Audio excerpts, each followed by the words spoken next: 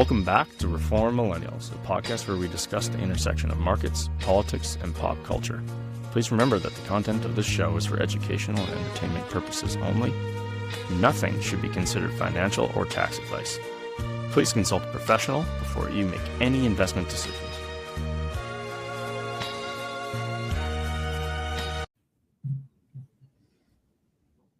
Good morning. How's it going, Joel?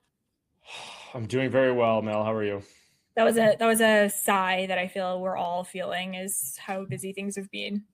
I am tired, if I'm being honest. I think it would be safe to say that we have a pretty heavy episode, but I believe it's necessary. When we don't talk for 2 weeks, it feels as though there's a gap there. And you know what? It's great because I go back through all my notes, and as you know, I keep, I think this is important, I'm throwing it in the doc. I think this is important, I'm throwing it in the doc. And it starts to get quite long. You know, it wasn't very busy when it doesn't take a few minutes to scroll to the bottom. But I want to start today by talking about the effectual truth of what is happening in the world right now. Because there are tectonic plates moving at the moment. The global economy is shifting. And if you're paying attention to markets, it's repricing risk in real time. The fact of the matter is, the Strait of Hormuz is largely closed since late February. We're at pretty well a month of a constriction of oil movement through a strait that usually sees 15 to 20 million barrels a day, well over 150 ships. Right now, we're seeing 3-4 move through there on a daily basis. We've seen the lion's share of the allied SVRs get released. For most people that don't know what that is, your strategic oil reserves. These reserves are, again, contributing to a muted increase in oil prices, but it should be understood that we're releasing these SVRs. WTI oil is over 100. In some parts of Asia, Brent crude is trading at $175, $180 a barrel. Gas in the US is at $4. I was talking to a few of my clients in Toronto and Vancouver. Gas prices are well over $2.50. The largest volatility spike we've seen in almost a year now has largely remained at a standard deviation or 2 standard deviations of a move above average. This is starting to become not something that can get wrapped up quickly. And there's legitimate fear in this market. Now, today we're seeing a snap back. If you're paying attention to Donald Trump on Truth Social and some of his more trusted advisors or lieutenants, so to speak, they're starting to capitulate to the reality of the economic reality that has arisen from the war in the Middle East. I think what has been, because Donald Trump is de-escalating or attempting to, it is a realization that I believe their administration going into this war completely missed. And it's an unintended consequence. And it's the lesson that the West really badly needed to learn. And it's hopefully not failing to learn before any sort of conflict occurs over Taiwan. The reality is that we don't fight wars conventionally anymore. We are fighting them through a veil of economic pain, one that didn't truly exist back in the 1920s and 1940s, not to the same extent. Iran doesn't actually need to have a world-class Navy or a world-class Air Force. All it needs to do to inflict pain on the Americans and Europe, they just need to choke off 20% of the global oil supply. Mm-hmm. They're proving that they can cripple the West without going toe-to-toe with them with aircraft carriers.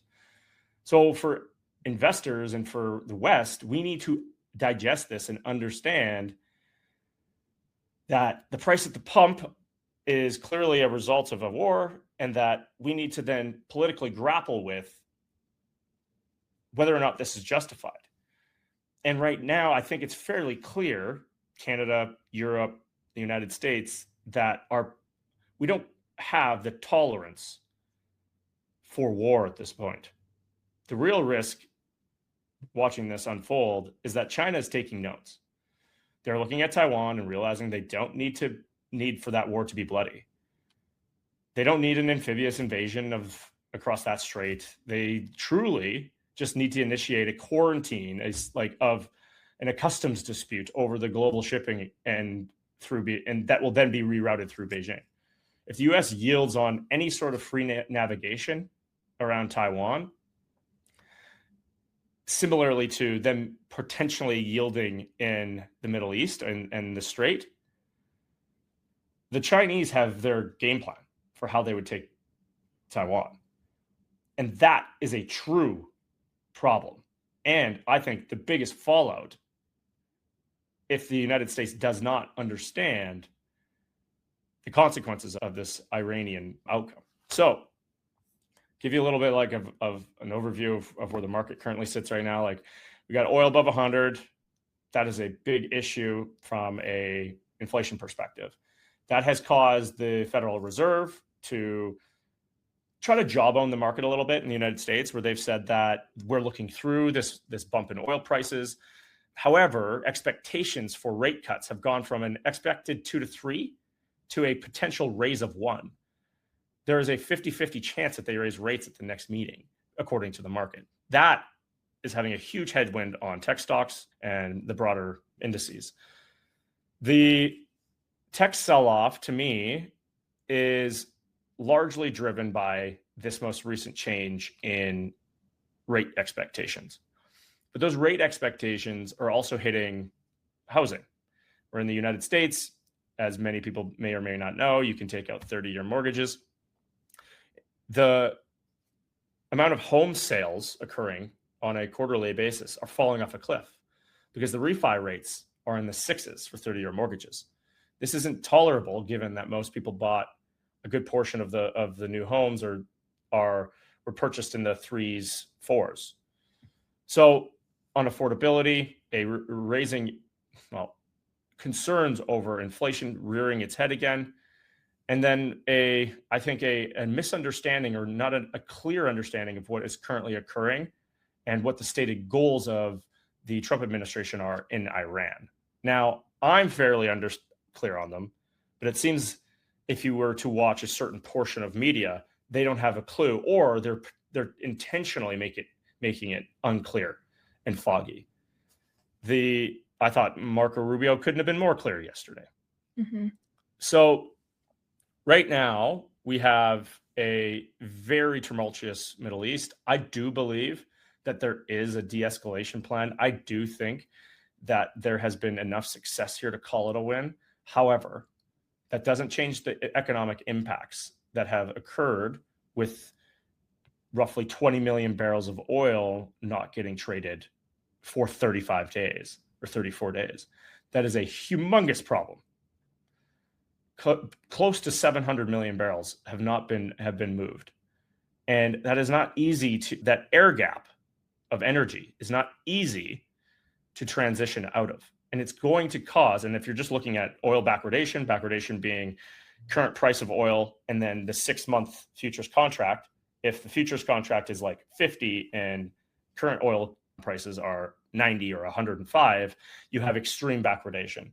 Traditionally, an extreme reading of this would be 25%. Right now, that backwardation is shrinking, which means oil prices are going to stay higher for longer. That is a problem for the American administration that is priding itself or running on accomplishing a reduction in inflation. It's going to be a problem as they head into the midterm elections. So these are all the issues that we're currently repricing in the stock market. So Mel, I want to get your view before we move on of the current lay of the land in the Middle East and how you see it from your lens. Yeah. And I mean, I think with what's going on in the Middle East, you can look at it through two lenses. I think you can look at it through the lens of, from a practical perspective, where the US is in that conflict right now and what the next best move is now that they're already in the conflict. And I think that's a worthy conversation that we should have. I do also think, though, that we can look at this from a 10 or 30,000 foot level of what the conflict represents. So I think that if we look at what's happening on the ground right now, of course, the US is in, I think, a tough spot politically with the war, obviously because of the downstream effects of what the conflict has done in terms of shipping in the Strait of Hormuz. They've also got issues in the Red Sea with the Houthis. So shipping concerns, obviously a huge concern as well. There is a political concern as well about to what extent does the US want to commit itself to ground troops in the Middle East. It doesn't take a genius or a political science expert to recognize that the base that elected Trump isn't exactly a huge fan of being involved in foreign policy conflicts in other parts of the world, whether or not that is long-term in America's best interests or not. That's certainly not the sentiment of many of the people who elected him. And that is a consideration that the Republicans have to think about as they head into the midterms.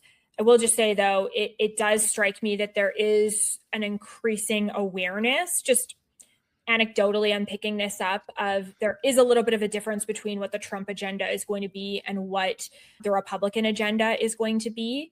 And you see sort of that dissonance, even just between how JD Vance, Vice President Vance, and President Trump are not always aligned on issues, one of them being Iran. So I think at this sort of zoomed in level, the world is watching as to how much the US continues to commit its ground troops to Iran and how that conflict plays out. Don't forget as well, Iran is not just blocking shipping in the Strait of Hormuz. It has also attacked other Gulf states and continues to attack energy infrastructure in Israel and in southern Lebanon. There are heated tensions. Southern Lebanon is always, historically, has always been a place of great geopolitical tension. And so that's also, this is also happening in those arenas as well. And so from a, military geopolitical perspective, we will see whether or not the president's deterrence attempts, or what he, I think, would brand himself as deterrence attempts, are going to result in a de-escalating of conflict in the region. So that's what's happening at a practical level. I don't know if we necessarily want to get into this on today's pod, but I think just for listeners to be aware of, there is a broader shift and a broader conflict happening that is, I think, proof positive of what's going on in the region in the Middle East, and that is a war of the West against the rest. And I think that when we look at who is on each side of these conflicts, you have on one side a conflict that exists where interests between Iran, China, to a certain extent Russia, are aligned, and you have the other side of the conflict that sits, Western democracies, the United States, and Israel. And I think that when we look at what the implications for this broader conflict are going to be long term, I don't know what's going on in the minds of the Iranians and the Chinese and the Russians, obviously, but starting a reset on the global world order that destabilizes Western civilization, Western values, Western democracies, a pretty easy in route on that, if history is any indication of how the world reacts, is to make this about certain countries in the Middle East that are very polarizing. And I would just caution us from getting lost in that dynamic as to what it means long term. And so, I think I'm looking at this conflict in both ways: the practical implications of what it's doing to oil, what it's doing to shipping routes, how it's destabilizing the region, but also that broader level of, okay, in 50 years, the way that we acted in this conflict and how the world responded is going to shape what kind of a country and a world we live in. And I'm thinking about those long-term effects as much as the short-term effects. I find that I really appreciate you bringing that up, because it's not easy to deal with. The amount of television I'm watching where they're discussing the reality that they're blaming certain lobbies in the United for the amount of blame being thrown at a group is chilling, actually. So are we as Westerners capable of understanding that this is an inappropriate view? Are we able to then stand with our values? or are we going to let them continue to degrade? Because on the global stage, that is what's important.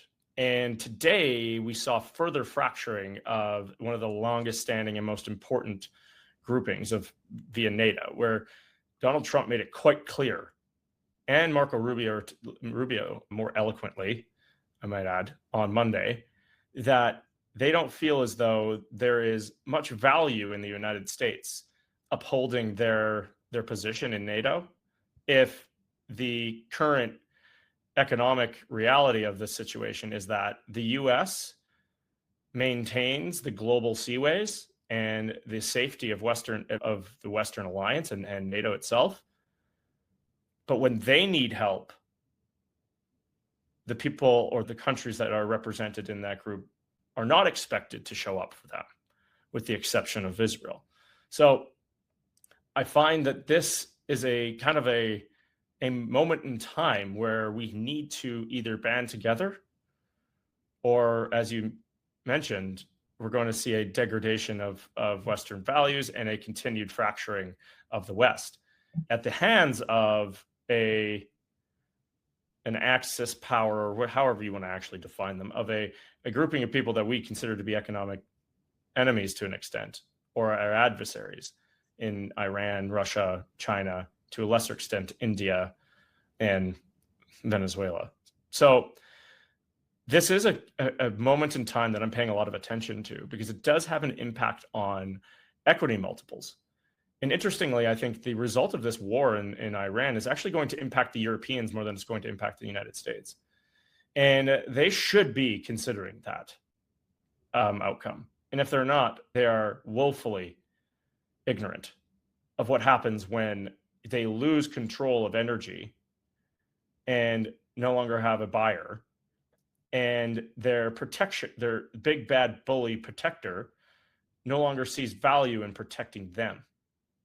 That is a problem. And here's where I think what's happening right now is so much different than previous conflicts that we've seen. You know, we're talking about Axis and Allied and all that stuff. This is language that we would have used in World War I or in World War II. And in World War I and World War II, we did not have the level of democratic participation on these issues and sort of active participation of citizens in the way that we do today. I mean, literally, World War I was a war over empires and imperial forces that resulted in the increase of the nation state, and there was some of that as well that was happening in World War II, of course.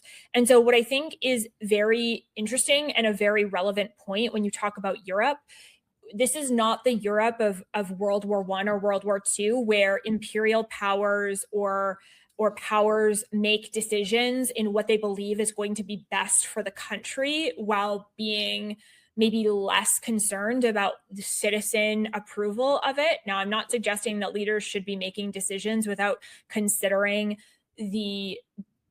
without democratic considerations, but I'm just saying that the way that information disseminates and the way that people understand conflicts and their opinions on conflicts and the sources of information about conflicts gives people a little bit of a false sense sometimes of understanding what the consequences are broadly and geopolitically. You and I study this stuff all day, every day, and I know a small morsel of what I would need to fully be able to speak about every aspect of conflict going on in the world with a high degree of intelligence. And so I think that part of the challenge that I've observed in Europe, and I do think this is happening in Canada and the United States, is that politicians are listening to their electorate and to their voting base on what they should do on these issues.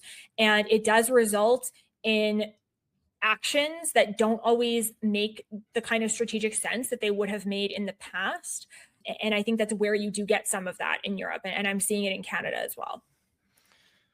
Well, I think that's a very good transition point.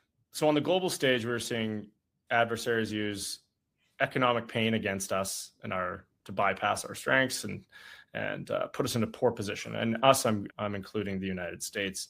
But as we bring this back home, it turns out that we don't really need foreign adversaries to inflict any sort of economic pain on us.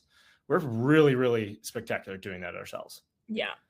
So this would now be 10 days ago, maybe even more. I know in my group chats and the people that I speak to, even client base, there was a post or an article that came out of, what was the publication? It's the Hub. They do really great. The Hub, great thank you. work. Yeah. That discussed the GDP per capita performance of Canada from 2014 through to 2024. And I'll just throw out some growth statistics. It painted a pretty dire picture of the last 10 years. And so over the last decade, Canada's real GDP per capita grew by just 3.2% in total, which is roughly an average of 0.4% per year. That was the third lowest among 38 advanced OECD nations. Our global peers, the US, grew 20.2% or 1.9% annually, and the average was about 15.3% or 1.4% annually. So versus the US, in 2014, Canada's GDP per capita was 83.1% of America's. By 2024, it had plummeted to just 71.4%. And versus the rest of the world, historically, Canada sat comfortably above the average. And as of 2024, Canada had fallen below the average for the first time in recorded history. Overall, Canada's OECD rank dropped from 17th to 19th, which is no longer above average. So why was this occurring? The article made clear a few things. One being the brain drain and income discrepancy. So where the gap lies, 75% of Canada to USG GDP per capita gap comes from the top 10% of market income earners. The bottom 50% of Canadians make about 95% of what Americans do. But the top 1% of Canadians earn only 40% of comparable American incomes. Now, from a talent perspective, due to the massive gap at the top, roughly 40% of Canada's potential 1% earners and 30 to 50% of the next 9 percentiles have immigrated to the United States. So you combine that with another really shocking stat, which is that social well-being and happiness are also crashing. Mm-hmm. Human development, Canada fell from 13th in 2013 to 16th on the UN's Human Development Index. Our happiness quantifier, I don't love this measurement, but we'll go with it. Canada's standing on the World Happiness Report dropped from 5th to 25th. That was just recently released in 2026. The youth crisis. Young Canadians under the age of 25 now rank 71st globally in happiness compared to 24th for the rest of the population, largely driven by the housing affordability crisis. Now, I think that you and I are going to agree on a number of things here, but policy drivers that called on in this article were fairly on the nose. The immigration squeeze. So population growth surged from a historical average of 1% to 3% in 2023 and 2024. Temporary residents skyrocketed from under 1 million to over 3 million by 2025. The abundance of cheap labor disincentivized businesses from making capital/tech investments, lowering worker productivity. I think that's likely true. The fiscal mirage that they point out. Government spending grew from 38% of GDP in 2014 to 45% in 2024. And because of GDP, this GDP includes government spending, the deficit financed public spending has artificially propped up Canada's headline economic numbers, masking just how badly the private sector is struggling.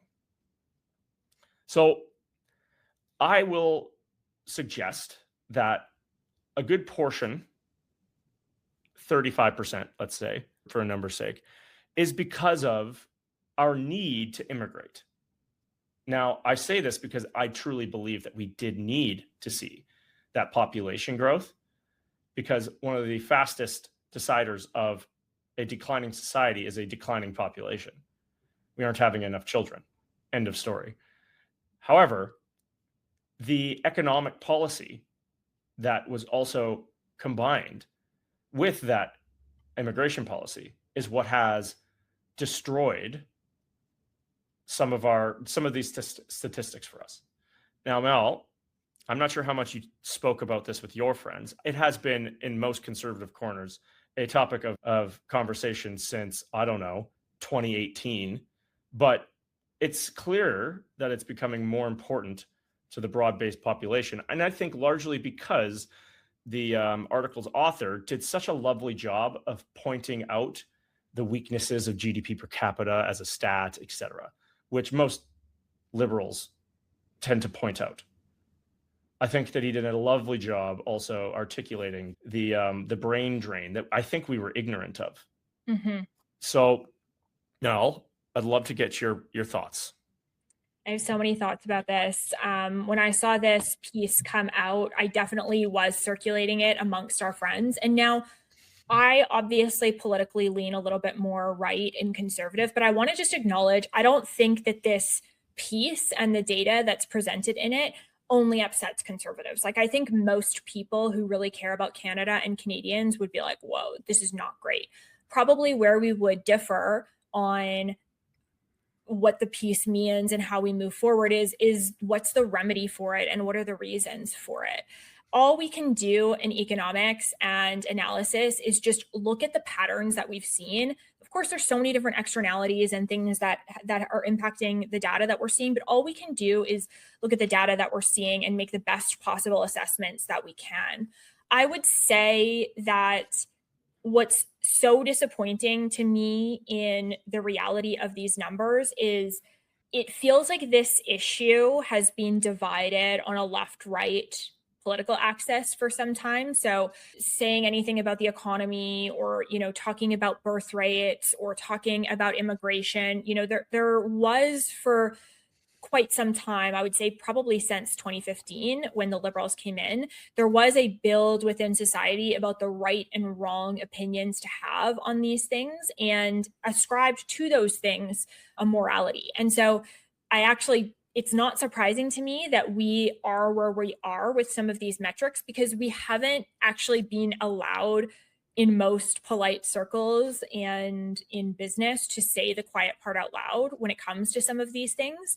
And I think that we are now more at a point where we have to have a respectful conversation about some of these policies. And we can do so without being hateful or, going against what I think most people would agree are Canadian values of diversity and inclusion and, acceptance.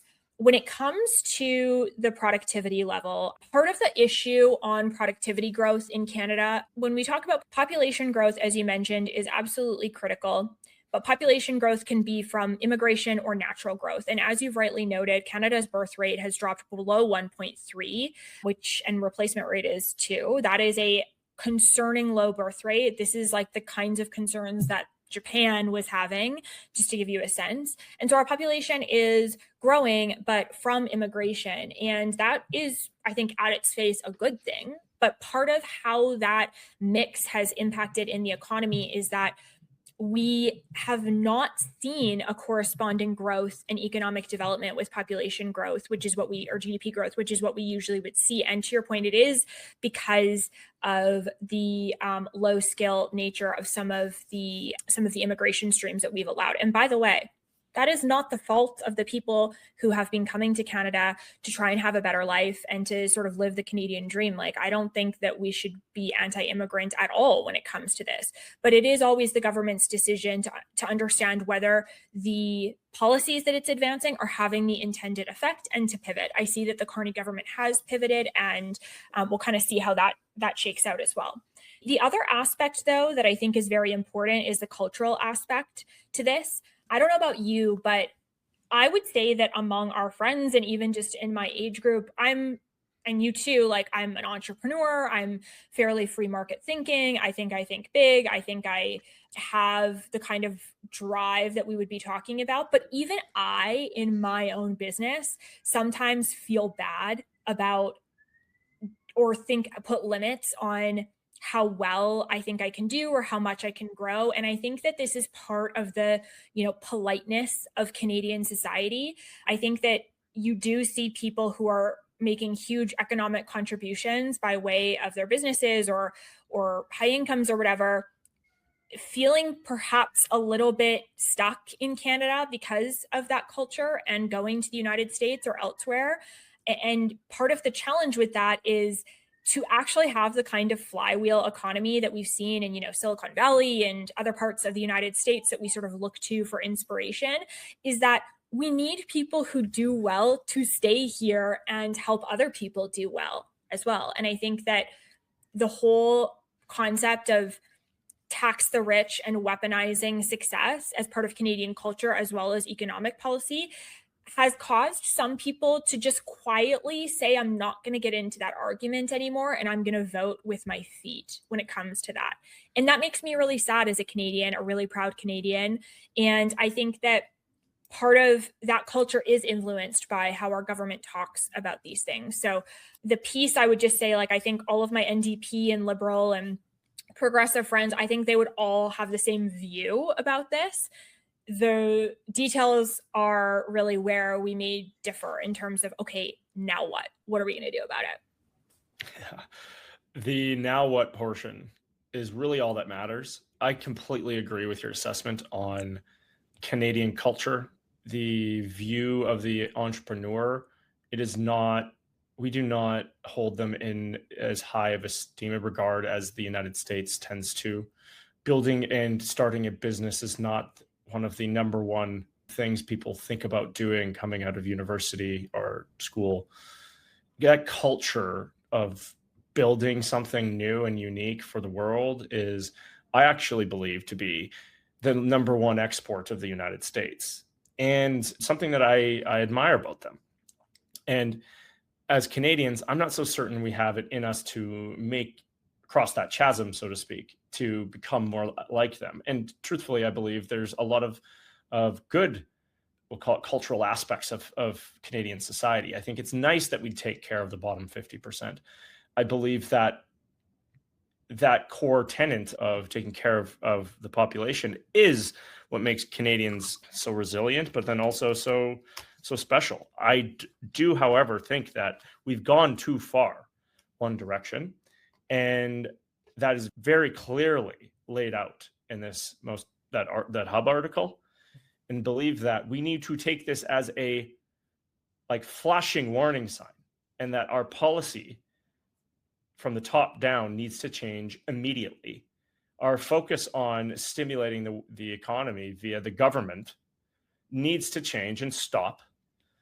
We need to unleash our most educated population in the world and start to re-incentivize our entrepreneurs and get out of the way of those that are wanting to do big, hairy, audacious things. So what do I want to see is probably going to be tied to specific policies that will then enable a change of perception of the opportunity in Canada. So I want to shift gears a little bit because I think we identified and pinpointed a few problems. It's pretty obvious who, Stephen Harper was on his way out in 2014. We know who came in for that period of time. We know what happened during those 10 years, but now we have new leadership. I'm curious, what even are the goals of Mark Carney and this Liberal government? What are they actually going to try and accomplish here? You and I had this conversation off air, and I think that it's an important one to have, because you and I often will agree on the macro, but disagree on some of the details. And currently we're in this position where we have a Mark Carney that came in, saved the Liberal government from itself, I think largely because of Donald Trump, but nonetheless, they have won. It's likely that they're going to win 2 out of the 3 seats that are going to come up for grabs, and they're going to have their majority. They have their majority. What are the stated goals of this government? Is it just to stay in power? Or does Mark Carney want to be great? Because he currently has what is setting up to be the mother of all opportunities. And I want to set the stage a little bit quickly, and then I'll let you kind of roll. Yeah. It's quite clear that oil is not becoming less important in the next 50 years. As much as a portion of our country thinks that it won't be important and has treated as such, it is quite clear, geopolitically and politically, it is very, very, very, very, very important. It just so happens we have lots of it. Okay. That is an opportunity in itself. We have pipelines west, pipelines east potential, and a Keystone south that are all options.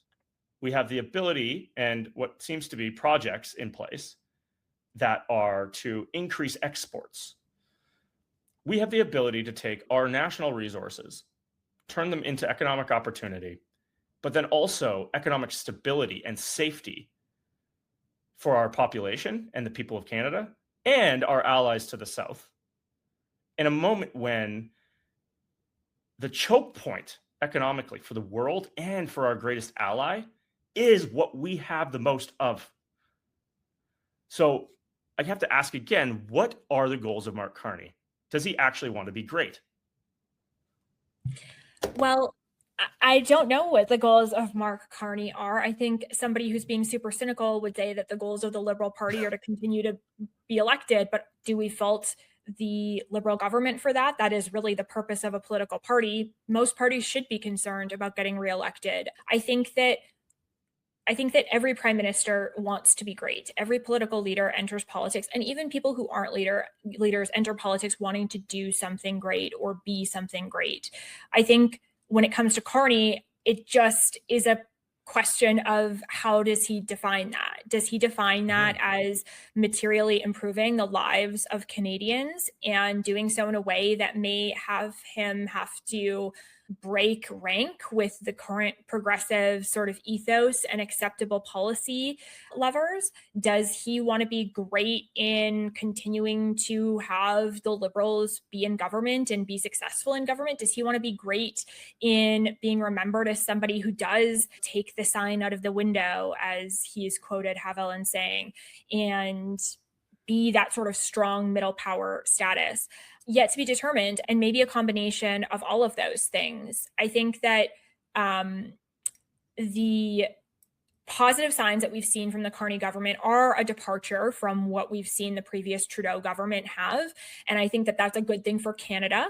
And I hope that the policies that they endeavor to signal that they are happy with continue to practically result in that economic growth and positive gains for Canadians as we would like to see. But it does sort of pose a question: what is Carney's goal? Probably to continue to be elected first, and probably to be great, but I don't know how he defines great. I think that part of the concern that I would have, and if I could criticize the Liberals, I don't actually have a fundamental like hatred for the Liberals or anything like that. We see a lot of people protesting like the kind of no kings movement in the United States, which is ironically moved into Canada, even though we do have a king as our head of government, and our head of state is the prime minister, which I find always hilarious.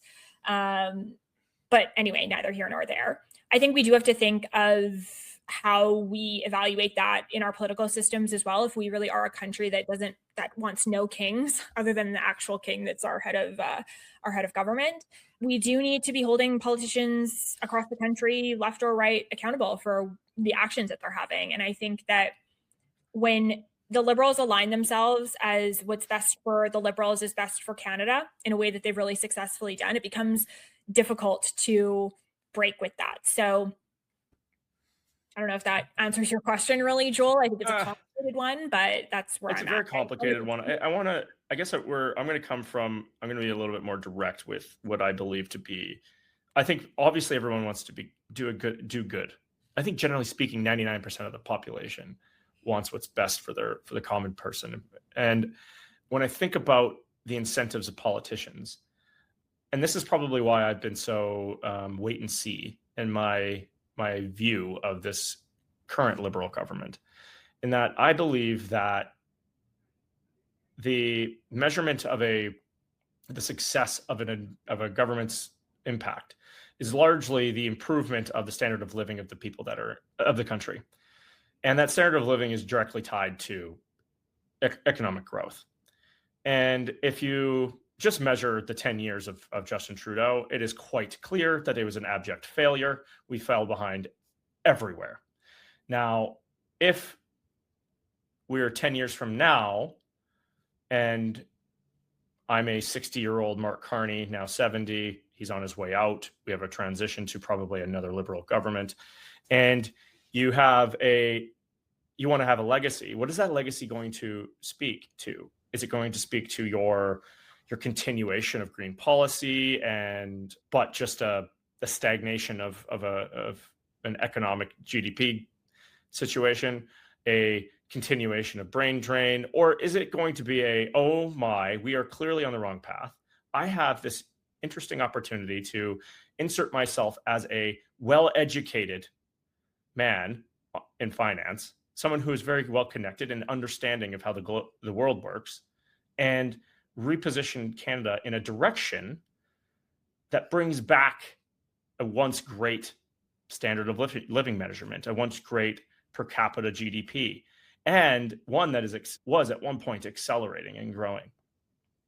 Can we get out of our own way here and seize the opportunity that is very clearly at our feet right now? So I suppose I'm still fairly optimistic. I believe currently the market views us as an opportunity. And I think that's largely because, well, oil prices are at 100, and that's great for our economy. Well, at least half of it. But I think that if you're looking at price tells the story, and hopefully the guy in Ottawa is going to understand that, and that he will heed the warnings of the past and kind of grab the bull by the horn, so to speak. So with that said, I want to talk about one last thing, and it's does he have the ability to change course in who he is loyal to within his party? And I believe that we had a pretty monumental event recently in the NDP, at least the realization, sorry, I have a computer that's on its way to dying. The NDP party had a pretty interesting and viral, what was it? Party, what was it called? It was their convention, their annual convention. Thank you. Also had their leadership election. Right. They aren't currently a party. Will they have like 6 seats or something like that? 6 seats.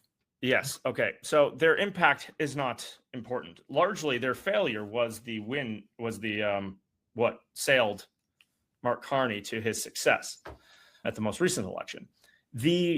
What seems to be the complete denigration of the NDP party, does that give him the ability to incentivize different portions of our economy that perhaps have not been of interest to past Liberal governments? Or is he still going to be beholden to Quebec?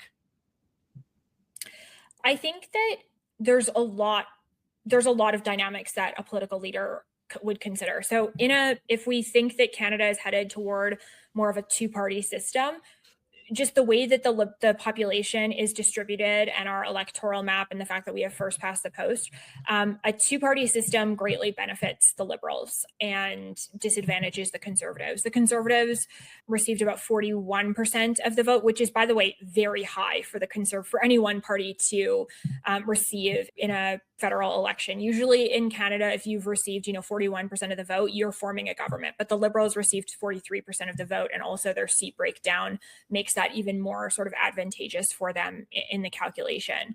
Again, I think that it does become very difficult without a strong NDP for Conservatives to win, especially if Liberals are not going to hold consistency in the views that they have, and if the people who vote for Liberals continue to be very scared of Conservatives being in power, which does seem to be, part of what drove the last federal election in Canada in 2025.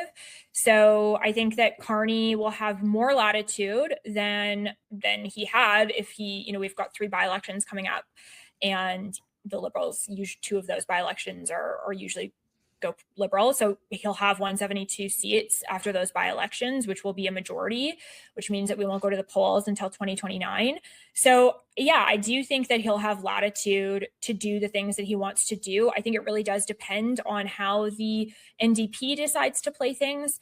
The federal NDP right now is not a brokerage party or a party that appeals to the mainstream of anything right now. In fact, many provincial arms of the federal political NDP party don't approve of the way that they're going either. And so I think that if they decide that they want to be very narrowly concerned about a few issues that people don't care about, and on the wrong side of issues that a lot of people care about, like developing our natural resources, then they're not going to be a threat at all. And that's going to be to the Liberals' advantage long term. So I want to get your take on the knock-on effects of an NDP party that is not tolerable to Saskatchewan and Alberta. How the integration via their articles suggests that they are one and the same. However, the two party leaders of Saskatchewan and Alberta have effectively denounced the federal party. How does that play into the provincial politics of Alberta? Where does that leave Nenshi and the NDP? So it's more of a branding and marketing sort of threat than it is anything. I mean, to Nenshi's credit, he came out in Alberta, our provincial NDP leader, came out basically immediately after Avi Lewis won and expressed how some of the policies that his campaign had advocated for don't benefit Alberta. So I give Nenshi kudos for that. I think it just becomes difficult to separate yourself from a federal political party that is focusing on or advancing policies that are not in the mainstream. And I do think it also raises this other sort of philosophical question, which I hope we have more of a discussion on, is if when NDPs have views or progressives have views that are incompatible with mainstream society and that most people would disagree with, even find offensive in some cases, to what extent do we allow progressives to say that's not our view, that doesn't represent everybody in our party, when we don't typically allow that same consideration to conservatives? Conservatives have to grip with all might onto the talking points on reproductive rights, on any controversial issue like that. And if one person within a caucus in a federal conservative party expresses views like that, the entire party is painted with that brush, even if in reality that's not the case. And they do lose elections over those issues that are actually not issues. And so all I would ask is that voters just sort of take a second to wonder whether or not that has the same effect when it comes to progressive voters. I think if we're going to paint an entire political party with a brush because a few people have a view, then we ought to do it on the left and the right. And if we do it on the left and the right, I think it's going to be very difficult for federally the NDP to succeed, but also provincially. And that may not be what Nenshi and his NDP deserve in that case. But again, I think if we're doing it on the right, we should probably do it on the left as well, or we should stop doing it altogether and accept that freedom of thought and diversity of thought is in our political system. Well, you and I will completely agree on that point. As a close here, Mel, I would love to get your take on how this, in 2 weeks we record again. Are we going to have an open Strait of Hormuz or no? Eventually, I think the more interesting question is how will it open when it opens? That I am. I think it's going to be via American escort, and it'll be done in 10 days. But that is my prediction. I'm comfortable making them. Whether I'm right or wrong, the market will tell us. But I do believe that worst case scenario, oil will be moving through there. Probably not at the clip at which 146 ships is required, but I do think that there will be a free-flowing escort through there. And as a result of that, I think that there could be a step function change in how these ships are insured, who insures them. The Treasury of the United States made it quite clear yesterday that they would reconsider underwriting the risk. Yeah. And that is a big change. But this again comes back to NATO, the UK, and the brokers of the United States allies. So we'll wait and see. The market seems to like Donald Trump's taco today. They didn't quite like it yesterday. So the situation evolves, and uniquely this year, I think is going to be arguably one of the most important economically of the last 20. So wait and see, but I do believe that there's a lot coming, and it's going to be a very, very exciting year in economics and politics. So my Mel, horoscope had warned me about this, so we'll continue talking. Man, I feel like I got to get one of those. Remember, millionaires do not believe in astrology, but billionaires do. Okay. I'll talk to you in a couple of weeks, Mel. Take care, Joel.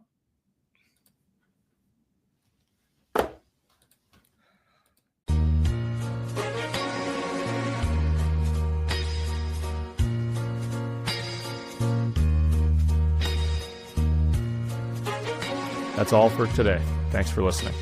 If you found this valuable, please subscribe and share it with a friend. As always, the information on this podcast is for educational purposes only and should not be considered financial and/or tax advice. Please consult a licensed professional for your own personal situation. Joel is a registered portfolio manager and investment advisor, and clients of his and his firm may own securities discussed on this podcast.